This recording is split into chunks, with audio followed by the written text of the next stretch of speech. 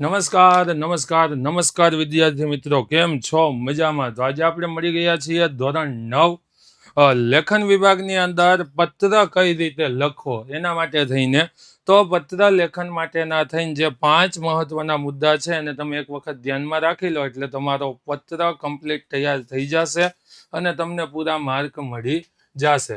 તો સૌથી પહેલા અહીંયા જે પત્ર લખનાર છે એનું પહેલા નામ લખો, એની નીચે સરનામું લખો,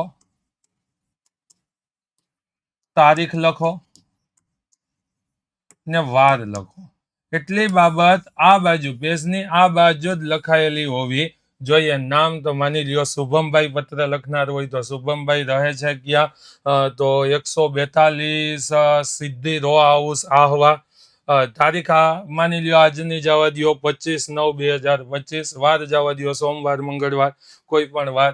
આ લખાઈ ગયા પછી એની એક્ઝેક્ટ નીચે આ બાજુ જેને મોકલતા હોય એને પ્રતિ, પછી જેને મોકલવામાં આવેલો હોય એ વ્યક્તિનું અહીંયા તમે નામ લખી શકો છો. શાળાના આચાર્યને હોય તો આચાર્યશ્રી, તમારા મિત્રને હોય તો પરમ મિત્રશ્રી.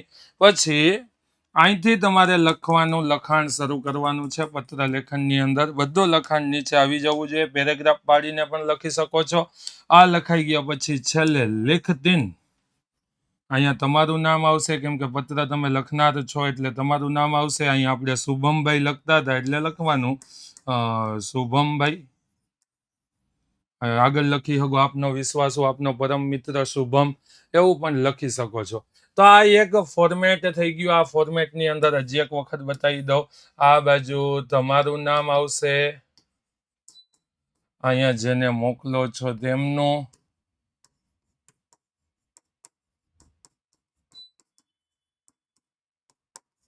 અહીંથી લખાણ લખવાનું છે. લખાણ લખાઈ ગયા પછી અહીંયા લેખદીન કરીને લખનારનું નામ લખવાનું છે. તો આ એક પદ્ધતિ થઈ ગઈ ભાઈ પત્ર લેખનની અંદર. આ ડેમોથી આખું પત્ર લેખન થાય છે. હવે બીજી વસ્તુ ખાસ કરીને જોઈએ આપણે આગળ. તો આની અંતર્ગત જ બીજી વસ્તુ ખાસ આપણે ધ્યાન રાખીને જોઈએ. તો બીજું શું જોવાનું છે? તો ભાઈ કેવા અહેવાલ પૂછાય છે. અહીંયા ધોરણ 9 છે, અહીંયા પત્ર લેખન છે. શું પૂછાય છે ભાઈ? તો આની અંદર શાળાકીય સ્થિતિ,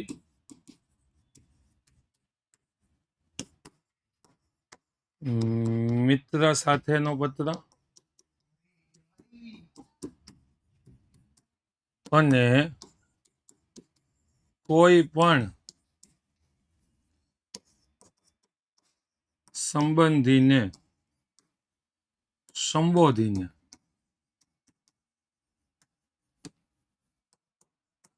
લખવામાં આવતો પત્ર. આવા વિશેષ કરીને જે તમને પાઠ્યપુસ્તકની અંદર લેખન વિભાગમાં પત્રની અંદર જે આપેલા છે ઉદાહરણ તરીકે, એમાંથી જ તમને પત્ર પૂછવામાં આવે છે.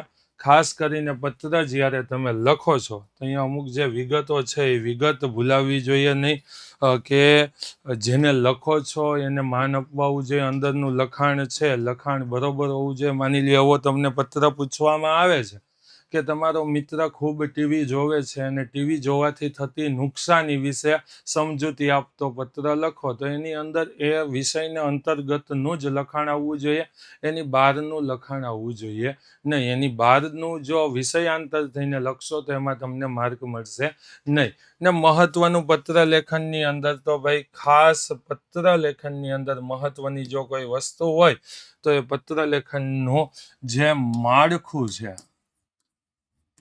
આ જળવાવું